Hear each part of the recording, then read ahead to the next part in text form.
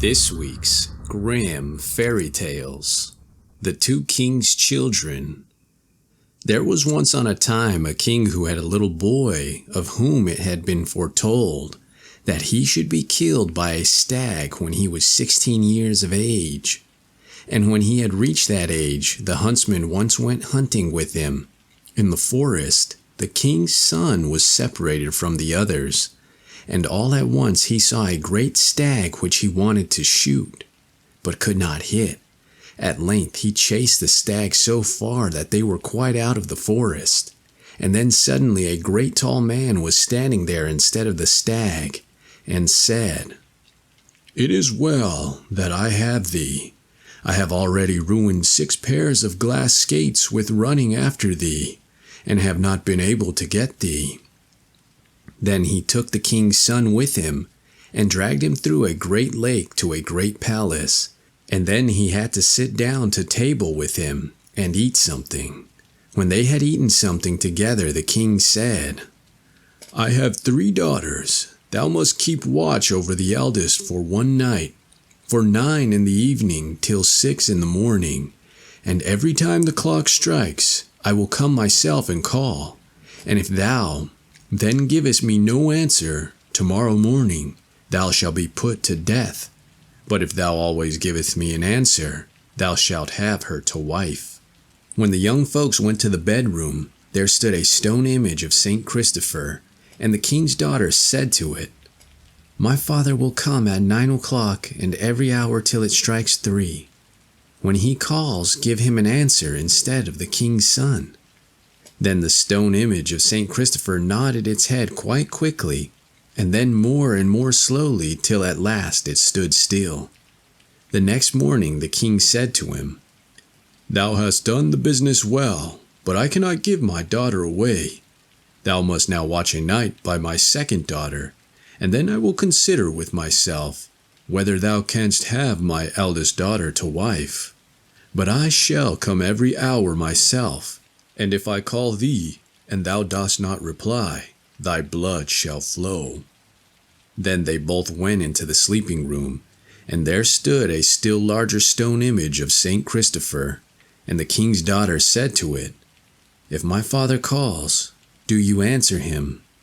Then the great stone image of St. Christopher again nodded its head quite quickly, and then more and more slowly, until at last it stood still again. And the king's son lay down on the threshold, put his hand under his head, and slept. The next morning the king said to him, "Thou hast done the business really well, but I cannot give my daughter away. Thou must now watch a night by the youngest princess, and then I will consider with myself whether thou canst have my second daughter to wife. But I shall come every hour myself, and when I call thee, answer me. And if I call thee and thou answerest not, thy blood shall flow for me." Then they once more went to the sleeping room together, and there was a much greater and much taller image of St. Christopher than the 2 first had been. The king's daughter said to it, "When my father calls, do thou answer." Then the great tall stone image of St. Christopher nodded quite half an hour with its head, until at length the head stood still again, and the king's son laid himself down on the threshold of the door and slept. The next morning the king said, "Thou hast indeed watched well, but I cannot give thee my daughter now. I have a great forest. If thou cuttest it down for me between 6 o'clock this morning and 6 at night, I will think about it." Then he gave him a glass axe, a glass wedge, and a glass mallet. When he went into the wood, he began at once to cut, but the axe broke in 2. Then he took the wedge and struck it once with the mallet, and it became as short and as small as sand. Then he was much troubled and believed he would have to die, and sat down and wept. Now when it was noon, the king said, "One of you girls must take him something to eat." "No," said the 2 eldest, "we will not take it to him. The one by whom he last watched can take him something." Then the youngest was forced to go and take him something to eat. When she got into the forest, she asked him how he was getting on. "Ah," said he, "I am getting on very badly." Then she said he was to come and just eat a little. "Nay," said he, "I cannot do that. I shall still have to die, so I will eat no more." Then she spoke so kindly to him and begged him just to try, that he came and ate something. When he had eaten something, she said, "I will comb thy hair for a while, and then thou wilt feel happier." So she combed his hair, and he became weary and fell asleep. And then she took her handkerchief and made a knot in it, and struck it 3 times on the earth, and said, "Earthworkers, come forth." In a moment, members of little earthmen came forth, and asked what the king's daughter commanded. Then said she, "In 3 hours' time, the great forest must be cut down, and the whole of the wood laid in heaps." So the little earthmen went about and got together the whole of their kindred to help them with the work. They began at once, and when the 3 hours were over, all was done, and they came back to the king's daughter and told her so. Then she took her white handkerchief again and said, "Earthworkers, go home." On this they all disappeared. When the king's son awoke, he was delighted, and she said, "Come home when it has struck 6 o'clock." He did as she told him, and then the king asked, "Hast thou made away with the forest?" "Yes," said the king's son. When they were sitting at table, the king said, "I cannot yet give thee my daughter to wife. Thou must still do something more for her sake." So he asked what it was to be then. "I have a great fish pond," said the king. "Thou must go to it tomorrow morning and clear it of all mud until it is as bright as a mirror, and fill it with every kind of fish." The next morning the king gave him a glass shovel and said, "The fish pond must be done by 6 o'clock." So he went away, and when he came to the fish pond, he stuck his shovel in the mud, and it broke in 2. Then he stuck his hoe in the mud, and broke it also. Then he was much troubled. At noon the youngest daughter brought him something to eat, and asked him how he was getting on. So the king's son said everything was going very ill with him, and he would certainly have to lose his head. "My tools have broken to pieces again." "Oh," said she, "thou must just come and eat something, and then thou wilt be in another frame of mind." "No," said he, "I cannot eat. I am far too unhappy for that." Then she gave him many good words until at last he came and ate something. Then she combed his hair again, and he fell asleep. So once more she took her handkerchief, tied a knot in it, and struck the ground thrice with the knot, and said, "Earthworkers, come forth." In a moment a great many little earthmen came and asked what she desired, and she told them that in 3 hours' time they must have the fish pond entirely cleaned out, and it must be so clear that people could see themselves reflected in it, and every kind of fish must be in it. The little earthmen went away and summoned all their kindred to help them, and in 2 hours it was done. Then they returned to her and said, "We have done as thou hast commanded." The king's daughter took the handkerchief and once more struck thrice on the ground with it, and said, "Earthworkers, go home again." Then they all went away. When the king's son awoke, the fish pond was done. Then the king's daughter went away also, and told him that when it was 6 he was to come to the house. When he arrived at the house, the king asked, "Hast thou got the fish pond done?" "Yes," said the king's son. "That was very good." When they were again sitting at table, the king said, "Thou hast certainly done the fish pond, but I cannot give thee my daughter yet. Thou must just do one thing more." "What is that then?" asked the king's son. The king said he had a great mountain on which there was nothing but briars, which must all be cut down, and at the top of it the youth must build up a great castle, which must be as strong as could be conceived, and all the furniture and fittings belonging to a castle must be inside it. And when he arose next morning, the king gave him a glass axe and a glass gimlet with him, and he was to have all done by 6 o'clock. As he was cutting down the first briar with the axe, it broke off short, and so small that the pieces flew all around about, and he could not use the gimlet either. Then he was quite miserable, and waited for his dearest to see if she would not come and help him in his need. When it was midday, she came and brought him something to eat. He went to her, and told her all, and ate something, and let her comb his hair, and fell asleep. Then she once more took the knot and struck the earth with it, and said, "Earthworkers, come forth." Then came once again numbers of earthmen, and asked what her desire was. Then said she, "In the space of 3 hours they must cut down the whole of the briars, and a castle must be built on the top of the mountain that must be as strong as anyone could conceive, and all the furniture that pertains to a castle must be inside it." They went away and summoned their kindred to help them, and when the time was come, all was ready. Then they came to the king's daughter and told her so. And the king's daughter took her handkerchief and struck thrice on the earth with it, and said, "Earthworkers, go home," on which they all disappeared. When therefore the king's son awoke and saw everything done, he was as happy as a bird in air. When it had struck 6, they went home together. Then said the king, "Is the castle ready?" "Yes," said the king's son. When they sat down to table, the king said, "I cannot give away my youngest daughter until the 2 eldest are married." Then the king's son and the king's daughter were quite troubled, and the king's son had no idea what to do. But he went by night to the king's daughter and ran away with her. When they had got a little distance away, the king's daughter peeped round and saw her father behind her. "Oh," said she, "what are we to do? My father is behind us and will take us back with him. I will at once change thee into a briar, and myself into a rose, and I will shelter myself in the midst of the brush." When the father reached the place, there stood a briar with 1 rose on it.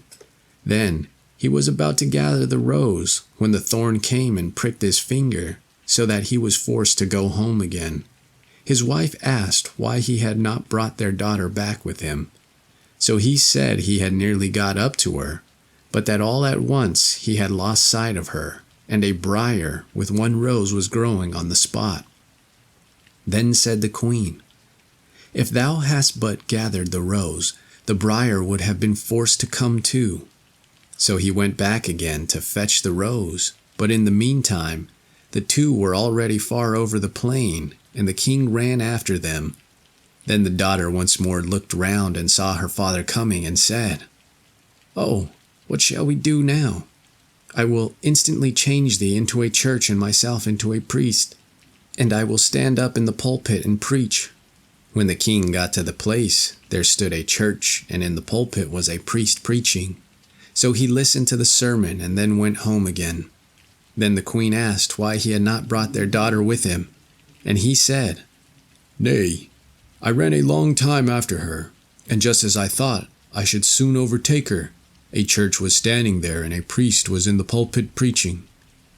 "Thou shouldst have brought the priest," said the wife, "and then the church would soon have come. It is no use to send thee, I must go there myself." When she had walked for some time and could see the 2 in the distance, the king's daughter peeped round and saw her mother coming, and said, "Now we are undone, for my mother is coming herself. I will immediately change thee into a fish pond, and myself into a fish." When the mother came to the place, there was a large fish pond, and in the midst of it a fish was leaping about and peeping out of the water, and it was quite merry. She wanted to catch the fish, but she could not. Then she was very angry and drank up the whole pond in order to catch the fish. But it made her so ill that she was forced to vomit, and vomited the whole pond out again. Then she cried, "I see very well that nothing can be done now," and said that now they might come back to her. Then the king's daughter went back again, and the queen gave her daughter 3 walnuts and said, "With these thou canst help thyself when thou art in thy greatest need." So the young folks went once more away together, and when they had walked quite 10 miles, They arrived at the castle from whence the king's son came, and close by it was a village. When they reached it, the king's son said, "Stay here, my dearest. I will just go to the castle, and then I will come with a carriage and with attendants to fetch thee."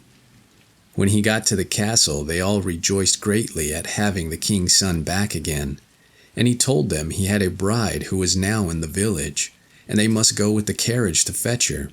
Then they harnessed the horses at once, and many attendants seated themselves outside the carriage. When the king's son was about to get in, his mother gave him a kiss, and he forgot everything which had happened, and also what he was about to do. On this his mother ordered the horses to be taken out of the carriage again, and everyone went back into the house. But the maiden sat in the village and watched, and thought he would come and fetch her, but no one came. Then the king's daughter took service in the mill, which belonged to the castle, and was obliged to sit by the pond every afternoon and clean the tubs. And the queen came one day on foot from the castle and went walking by the pond, and saw the well-grown maiden sitting there, and said, "What a fine strong girl that is! She pleases me well." Then she and all with her looked at the maid, but no one knew her.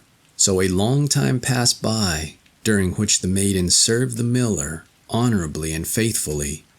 In the meantime, the queen had sought a wife for her son, who came from quite a distant part of the world. When the bride came, they were at once to be married, and many people hurried together, all of whom wanted to see everything. Then the girl said to the miller that he might be so good as to give her leave to go also. So the miller said, "Yes, do go there."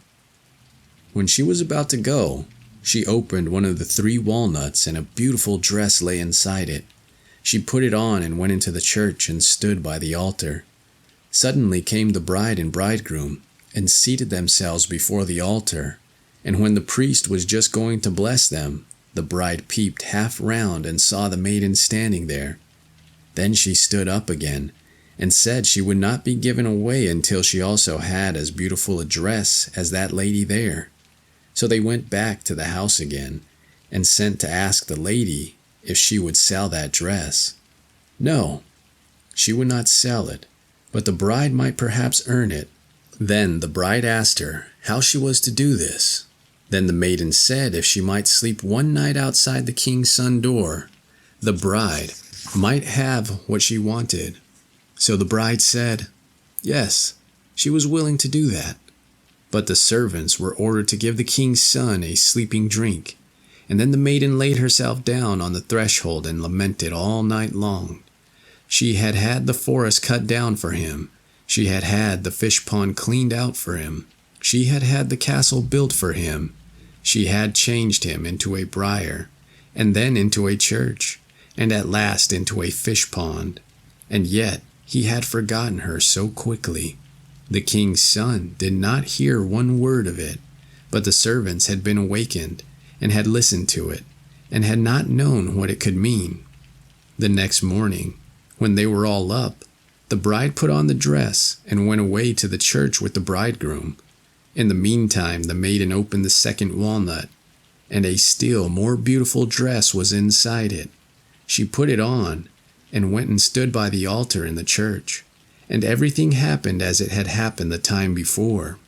And the maiden again lay all night on the threshold, which led to the chamber of the king's son. And the servant was once more to give him a sleeping drink. The servant, however, went to him and gave him something to keep him awake.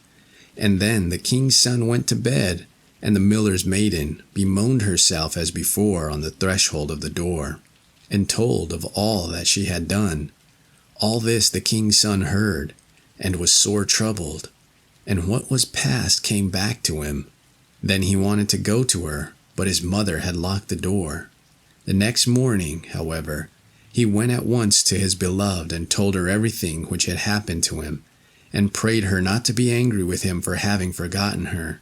Then the king's daughter opened the third walnut, and within it was a still more magnificent dress, which she put on, and went with her bridegroom to church. And numbers of children came who gave them flowers, and offered them gay ribbons to bind about their feet. And they were blessed by the priest and had a merry wedding. But the false mother and the bride had to depart. And the mouth of the person who last told all this is still warm. The Iron Stove. In the days when wishing was still of some use, a king's son was set bewitched by an old witch and shut up in an iron stove in a forest. There he passed many years, and no one could deliver him. Then a king's daughter came into the forest, who had lost herself, and could not find her father's kingdom again. After she had wandered about for 9 days, she at length came to the iron stove. Then a voice came forth from it, and asked her, "Whence comest thou, and whither goest thou?" She answered, "I have lost my father's kingdom, and cannot get home again." Then a voice inside the iron stove said, "I will help thee to get home again, and that indeed most swiftly, if thou wilt promise to do what I desire of thee. I am the son of a far greater king than thy father, and I will marry thee." Then was she afraid, and thought, "Good heavens, what can I do with an iron stove?"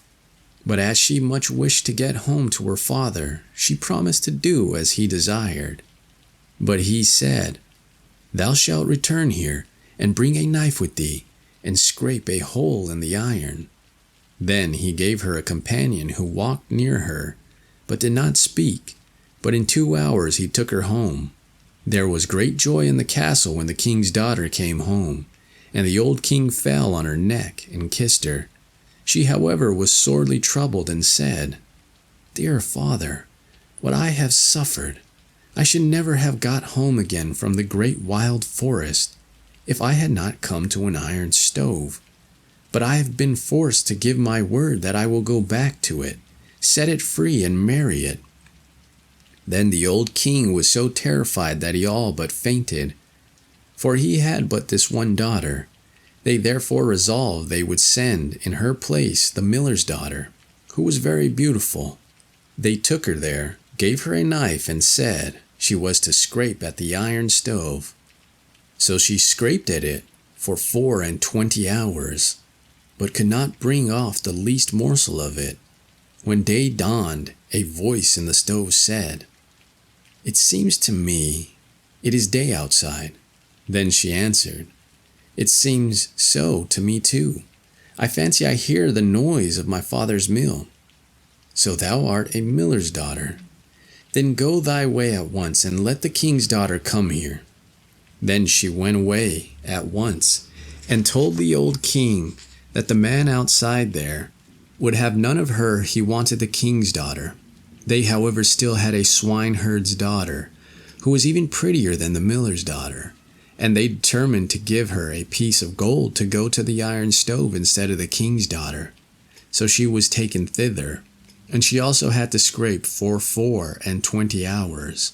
She, however, made nothing of it. When day broke, a voice inside the stove cried, "It seems to me it is day outside." Then answered she, "So it seems to me also. I fancy I hear my father's horn blowing." "Then thou art a swineherd's daughter. Go away at once and tell the king's daughter to come, and tell her all must be done as promised, and if she does not come, everything in the kingdom shall be ruined and destroyed, and not one stone be left standing on another." When the king's daughter heard that, she began to weep. But now there was nothing for it but to keep her promise. So she took leave of her father, put a knife in her pocket, and went forth to the iron stove in the forest. When she got there, she began to scrape, and the iron gave way, and when 2 hours were over, she had already scraped a small hole. Then she peeped in and saw a youth so handsome, and so brilliant with gold and with precious jewels, that her very soul was delighted. Now, therefore, she went on scraping, and made the hole so large that he was able to get out. Then said he, "Thou art mine, and I am thine. Thou art my bride, and hast released me." He wanted to take her away with him to his kingdom, but she entreated him to let her go once again to her father, and the king's son allowed her to do so. But she was not to say more to her father than 3 words, and then she was to come back again.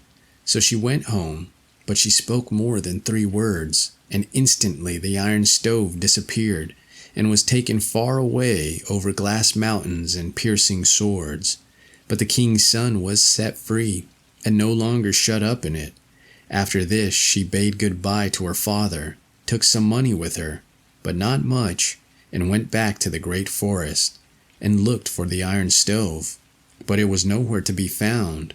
For 9 days she sought it, and then her hunger grew so great that she did not know what to do, for she could no longer live. When it was evening, she seated herself in a small tree, and made up her mind to spend the night there, as she was afraid of wild beasts. When midnight drew near, she saw in the distance a small light, and thought, "Ah, there I should be saved." She got down from the tree, and went towards the light, but on the way she prayed. Then she came to a little old house, and much grass had grown all about it, and a small heap of wood lay in front of it. She thought, "Ah, whither have I come?"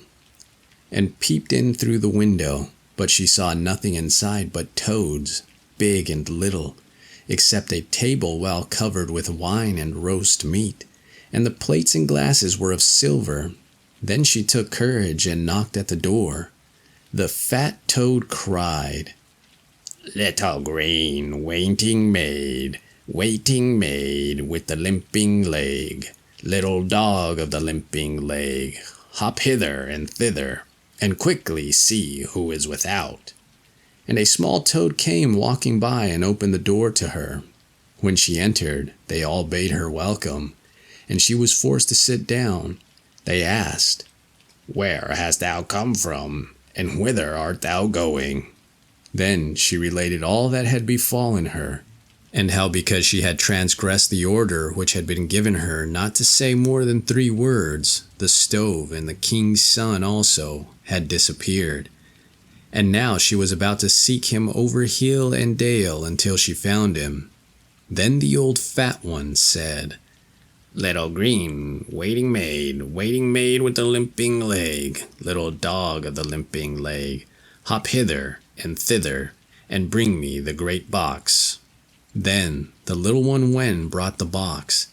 After this, they gave her meat and drink, and took her to a well-made bed, which felt like silken velvet, and she laid herself therein, in God's name, and slept.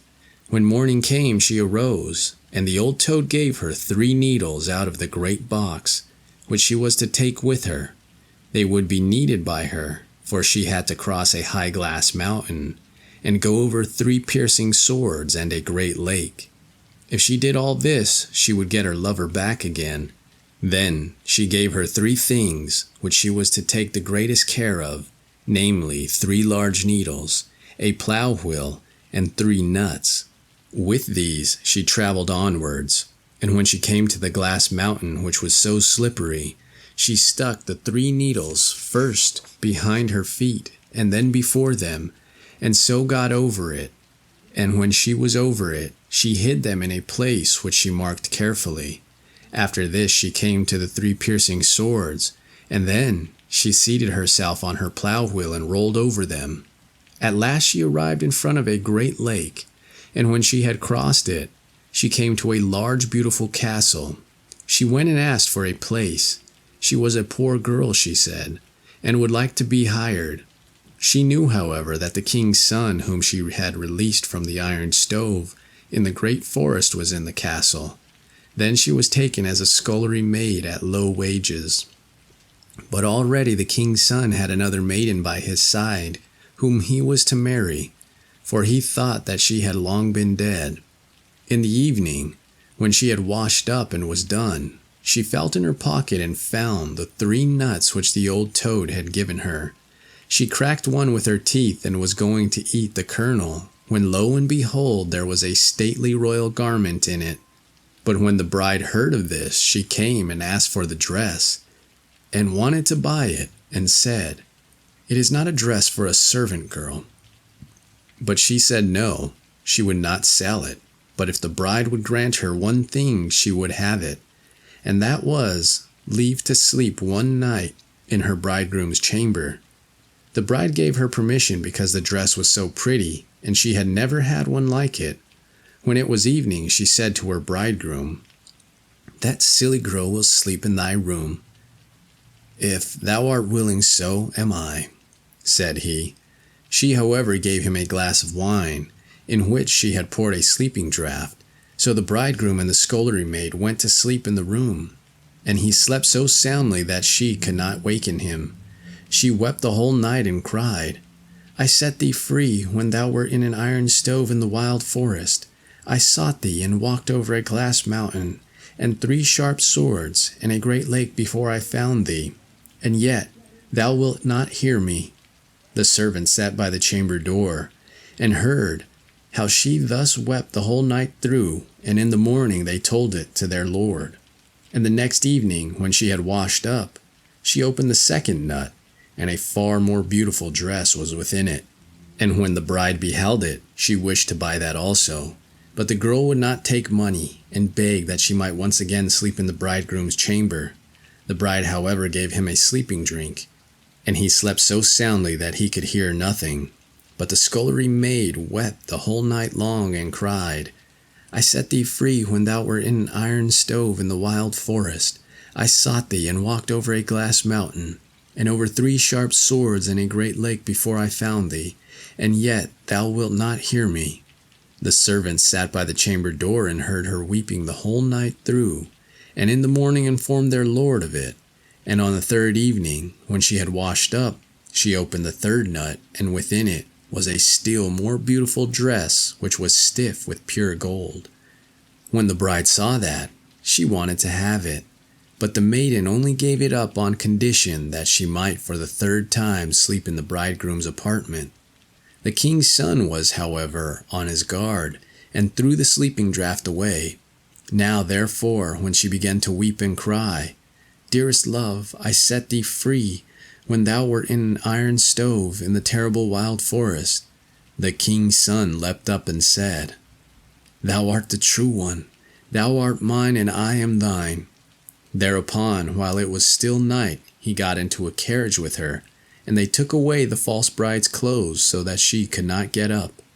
When they came to the great lake, they sailed across it, and when they reached the 3 sharp cutting swords, they seated themselves on the plow wheel. And when they got to the glass mountain, they thrust the 3 needles in it, and so at length they got to the little old house. But when they went inside that, it was a great castle, and the toads were all disenchanted, and were king's children, and full of happiness. Then the wedding was celebrated, and the king's son and the princess remained in the castle, which was much larger than the castle of their fathers.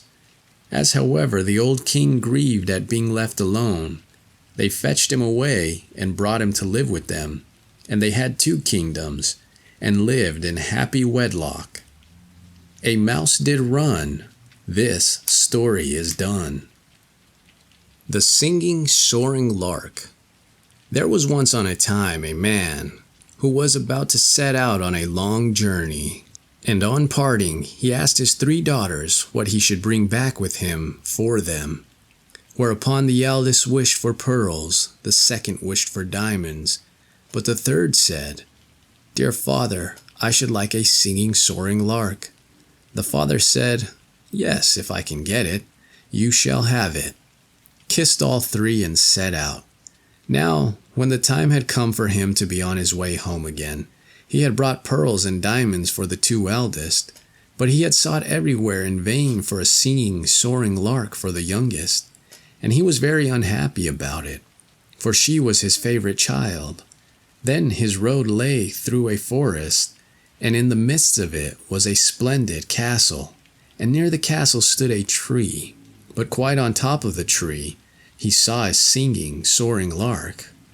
"Aha, you come just at the right moment," he said, quite delighted, and called to his servant to climb up and catch the little creature. But as he approached the tree, a lion leapt from beneath it, shook himself, and roared till the leaves on the trees trembled. "He who tries to steal my singing, soaring lark," he cried, "will I devour." Then the man said, "I did not know that the bird belonged to thee.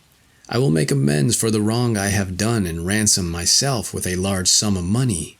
Only spare my life." The lion said, "Nothing can save thee, unless thou wilt promise to give me for mine own what first meets thee on thy return home. And if thou wilt do that, I will grant thee thy life, and thou shalt have the bird for thy daughter into the bargain." But the man hesitated and said, "That might be my youngest daughter. She loves me best, and always runs to meet me on my return home." The servant, however, was terrified and said, "Why should your daughter be the very one to meet you? It might as easily be a cat or dog." Then the man allowed himself to be over-persuaded, took the singing, soaring lark, and promised to give the lion whatsoever should first meet him on his return home. When he reached home and entered his house, the first who met him was no other than his youngest and dearest daughter, who came running up, kissed and embraced him, and when she saw that he had brought with him a singing, soaring lark, she was beside herself with joy.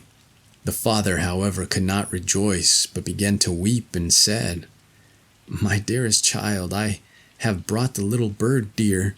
In return for it, I have been obliged to promise thee to a savage lion, and when he has thee, he will tear thee in pieces and devour thee." And he told her all, just as it had happened, and begged her not to go there, come what might. But she consoled him and said, "Dearest father, indeed your promise must be fulfilled. I will go thither and soften the lion, so that I may return to thee safely." Next morning she had the road pointed out to her, took leave, and went fearlessly out into the forest. The lion, however, was an enchanted prince, and was by day a lion, and all his people were lions with him. But in the night they resumed their natural human shapes. On her arrival she was kindly received and led into the castle. When night came, the lion turned into a handsome man, and their wedding was celebrated with great magnificence. They lived happily together, remained awake at night, and slept in the daytime. One day he came and said, "Tomorrow there is a feast in thy father's house, because your eldest sister is to be married, and if thou art inclined to go there, my lion shall conduct thee." She said, "Yes, I should very much like to see my father again," and went thither, accompanied by lions. There was great joy when she arrived, for they had all believed that she had been torn in pieces by the lion, and had long ceased to live. But she told them what a handsome husband she had and how well off she was, remained with them while the wedding feast lasted, and then went back again to the forest. When the second daughter was about to be married, and she was again invited to the wedding, she said to the lion, "This time I will not be alone. Thou must come with me." The lion, however, said that it was too dangerous for him, for if when there a ray from a burning candle fell on him, he would be changed into a dove, and for 7 years long would have to fly about with the doves. She said, "Ah, but do come with me. I will take great care of thee and guard thee from all light." So they went away together, and took with them their little child as well. She had a chamber built there, so strong and thick that no ray could pierce through it. In this he was to shut himself up when the candles were lit for the wedding feast. But the door was made of green wood, which warped and left a little crack, which no one noticed. The wedding was celebrated with magnificence, but when the procession with all its candles and torches came back from church, and passed by this apartment, a ray about the breadth of a hair fell on the king's son, and when this ray touched him, he was transformed in an instant. And when she came in and looked for him, she did not see him, but a white dove was sitting there. The dove said to her, "For 7 years I must fly about the world, But at every seventh step that you take, I will let fall a drop of red blood and a white feather, and these will show thee the way. And if thou followest the trace, thou canst release me." Thereupon the dove flew at the door, and she followed him, and at every seventh step a red drop of blood and a little white feather fell down and showed her the way. So she went continually further and further in the wide world, never looking about her or resting, and the 7 years were almost past. Then she rejoiced and thought that they would soon be delivered, and yet they were so far from it. Once, when they were thus moving onwards, no little feather and no drop of red blood fell, and when she raised her eyes the dove had disappeared, and as she thought to herself, "In this no man can help thee," she climbed up to the sun, and said to him, "Thou shinest into every crevice and over every peak. Hast thou not seen a white dove flying?" "No," said the sun, "I have seen none, but I present thee with a casket. Open it when thou art in sorest need." Then she thanked the sun and went on until evening came, and the moon appeared. She then asked her, "Thou shinest the whole night through, and on every field and forest. Hast thou not seen a white dove flying?" "No," said the moon, "I have seen no dove, but here I give thee an egg. Break it when thou art in great need." She thanked the moon, and went on until the night wind came up and blew on her, and she said to it, "Thou blowest over every tree and under every leaf. Hast thou not seen a white dove flying?" "No," said the night wind, "I have seen none, but I will ask the 3 other winds. Perhaps they have seen it." The east wind and the west wind came, and had seen nothing, but the south wind said, "I have seen the white dove. It has flown to the Red Sea, where it has become a lion again, for the 7 years are over, and the lion is there fighting with a dragon. The dragon, however, is an enchanted princess." The night wind then said to her, "I will advise thee. Go to the Red Sea. On the right bank are some tall reeds. Count them. Break off the 11th and strike the dragon with it. Then the lion will be able to subdue it, and both then will regain their human form. After that, look round, and thou wilt see the griffin which is by the Red Sea. Swing thyself with thy beloved onto his back, and the bird will carry you over the sea to your own home. Here is a nut for thee. When thou art above the center of the sea, let the nut fall. It will immediately shoot up, and a tall nut tree will grow out of the water on which the griffin may rest. For if he cannot rest, he will not be strong enough to carry you across. And if thou forgettest to throw down the nut, he will let you fall into the sea." Then she went thither, and found everything as the night wind had said. She counted the reeds by the sea, and cut off the 11th, struck the dragon therewith, whereupon the lion overcame it, and immediately both of them regained their human shapes.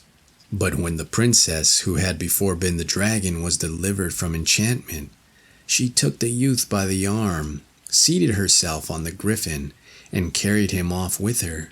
There stood the poor maiden who had wandered so far and was again forsaken. She sat down and cried, but at last she took courage and said, "Still, I will go as far as the wind blows and as long as the cock crows until I find him." And she went forth by long, long roads until at last she came to the castle where both of them were living together. There she heard that soon a feast was to be held, in which they would celebrate their wedding. But she said, "God still helps me," and opened the casket that the sun had given her, a dress lay therein as brilliant as the sun itself. So she took it out, put it on, and went up into the castle, and everyone, even the bride herself, looked at her with astonishment. The dress pleased the bride so well that she thought it might do for her wedding dress, and asked if it was for sale. "Not for money or land," answered she, "but for flesh and blood." The bride asked her what she meant by that, so she said, "Let me sleep a night in the chamber where the bridegroom sleeps." The bride would not, yet wanted very much to have the dress. At last she consented, but the page was to give the prince a sleeping draught. When it was night, therefore, and the youth was already asleep, she was led into the chamber. She seated herself on the bed and said, "I have followed after thee for 7 years. I have been to the sun and the moon and the 4 winds, and have inquired for thee, and have helped thee against the dragon. Wilt thou then quite forget me?"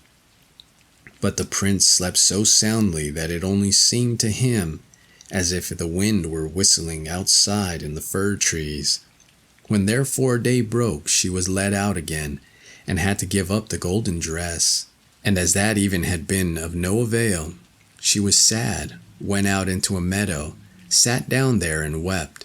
While she was sitting there, she thought of the egg which the moon had given her. She opened it, and there came out a clucking hen with 12 chickens all of gold. And they ran about chirping, and crept again under the old hen's wings. Nothing more beautiful was ever seen in the world. Then she arose, and drove them through the meadow before her, until the bride looked out of the window.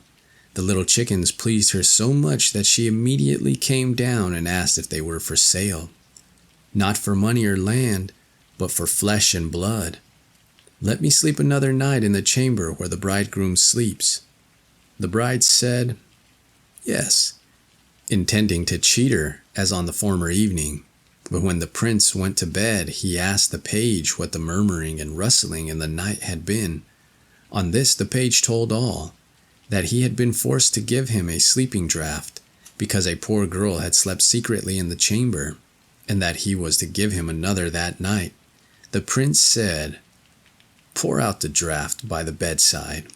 At night she was again led in, and when she began to relate how ill all had fared with her, he immediately recognized his beloved wife by her voice, and sprang up and cried, "Now I really am released.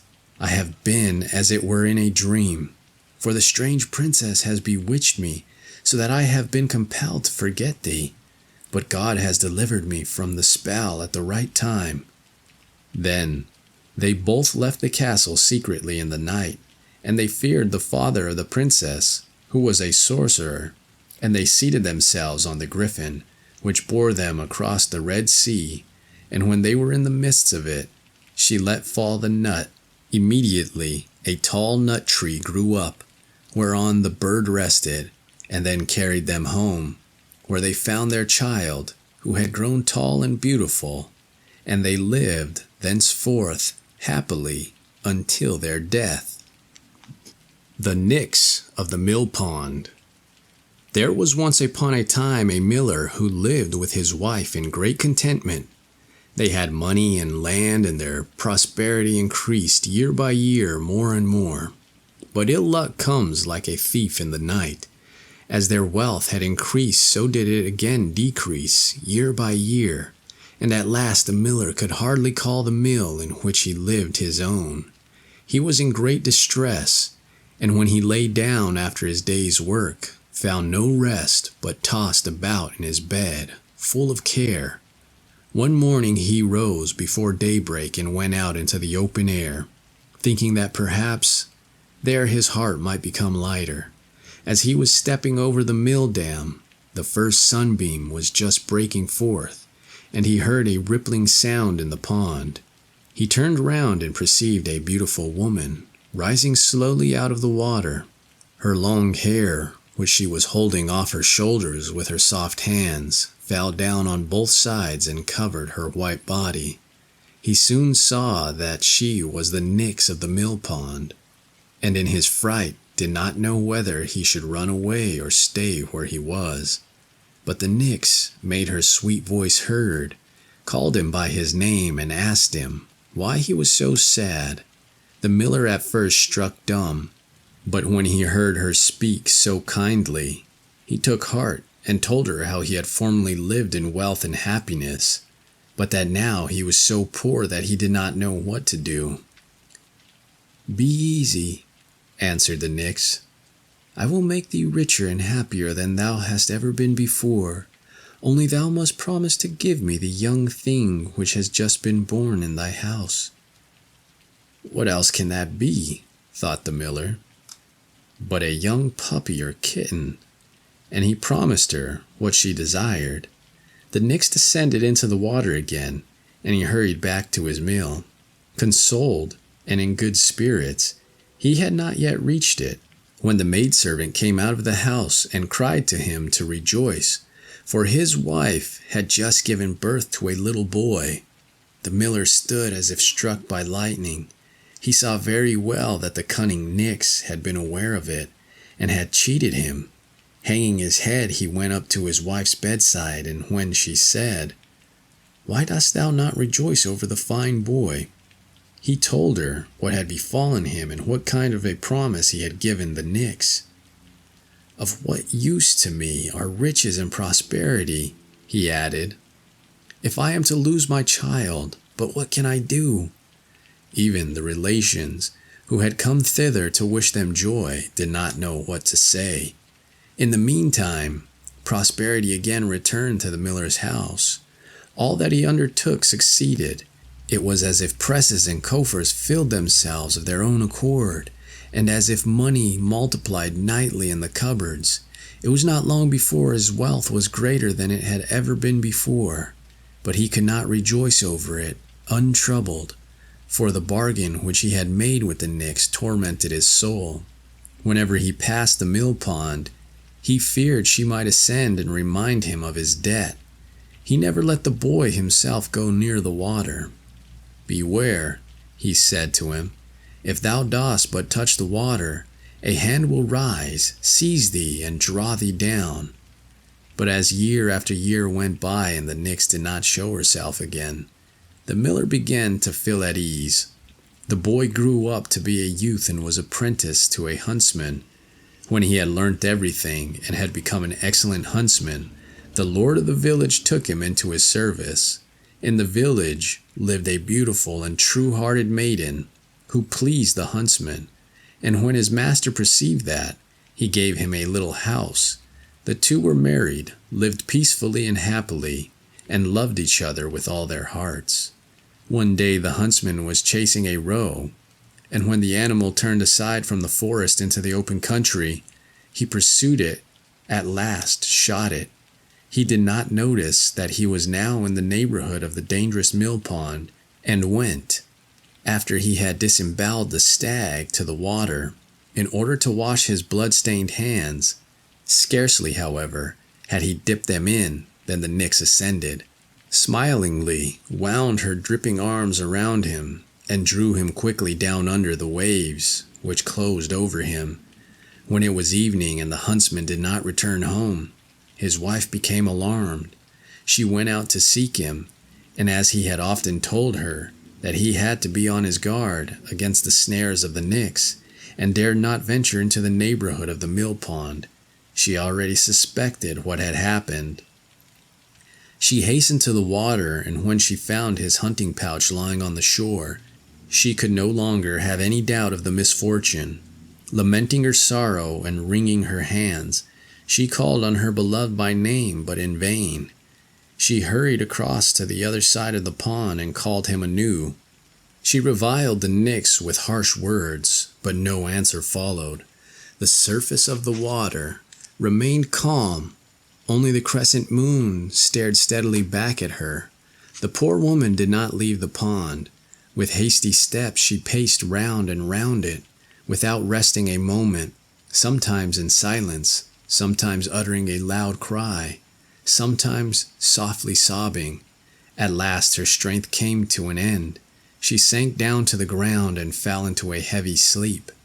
Presently a dream took possession of her. She was anxiously climbing upwards between great masses of rock. Thorns and briars caught her feet, the rain beat in her face, and the wind tossed her long hair about. When she had reached the summit, quite a different sight presented itself to her. The sky was blue, the air soft, the ground sloped gently downwards, and on a green meadow, gay with flowers of every color, stood a pretty cottage. She went up to it and opened the door. There sat an old woman with white hair, who beckoned to her kindly. At that very moment, the poor woman awoke. Day had already dawned, and she at once resolved to act in accordance with her dream. She laboriously climbed the mountain. Everything was exactly as she had seen it in the night. The old woman received her kindly and pointed out a chair on which she might sit. "Thou must have met with a misfortune," she said, "since thou hast sought out my lonely cottage." With tears the woman related what had befallen her. "Be comforted," said the old woman. "I will help thee. Here is a golden comb for thee. Tarry till the full moon has risen, then go to the mill pond, seat thyself on the shore, and comb thy long black hair with this comb. When thou hast done, lay it down on the bank, and thou wilt see what will happen." The woman returned home, but the time till the full moon came passed slowly. At last the shining disk appeared in the heavens. When she went out to the mill pond, sat down and combed her long black hair with the golden comb, and when she had finished, she laid it down at the water's edge. It was not long before there was a movement in the depths. A wave rose, rolled to the shore, and bore the comb away with it. In not more than the time necessary for the comb to sink to the bottom, the surface of the water parted, and the head of the huntsman arose. He did not speak, but looked at his wife with sorrowful glances. At the same instant, a second wave came rushing up, and covered the man's head. All had vanished. The mill pond lay peaceful as before, and nothing but the face of the full moon shone on it. Full of sorrow, the woman went back, but again the dream showed her the cottage of the old woman. Next morning she again set out, and complained of her woes to the wise woman. The old woman gave her a golden flute and said, "Tarry till the full moon comes again. Then take this flute, play a beautiful air on it, and when thou hast finished, lay it on the sand. Then thou wilt see what will happen." The wife did as the old woman told her. No sooner was the flute lying on the sand than there was a stirring in the depths. A wave rushed up and bore the flute away with it. Immediately afterwards the water parted, and not only the head of the man, but half of his body also arose. He stretched out his arms longingly towards her, but a second wave came up, covered him, and drew him down again.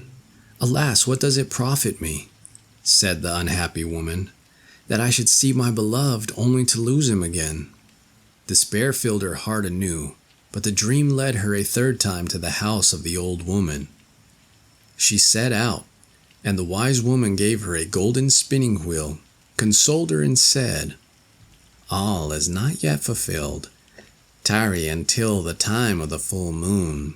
Then take the spinning wheel, seat thyself on the shore, and spin the spool full. And when thou hast done that, place the spinning wheel near the water, and thou wilt see what will happen." The woman obeyed all she said exactly. As soon as the full moon showed itself, she carried the golden spinning wheel to the shore, and span industriously until the flax came to an end, and the spool was quite filled with the threads. No sooner was the wheel standing on the shore than there was a more violent movement than before in the depths of the pond, and a mighty wave rushed up and bore the wheel away with it. Immediately the head and the whole body of the man rose into the air in a waterspout. He quickly sprang to the shore, caught his wife by the hand, and fled.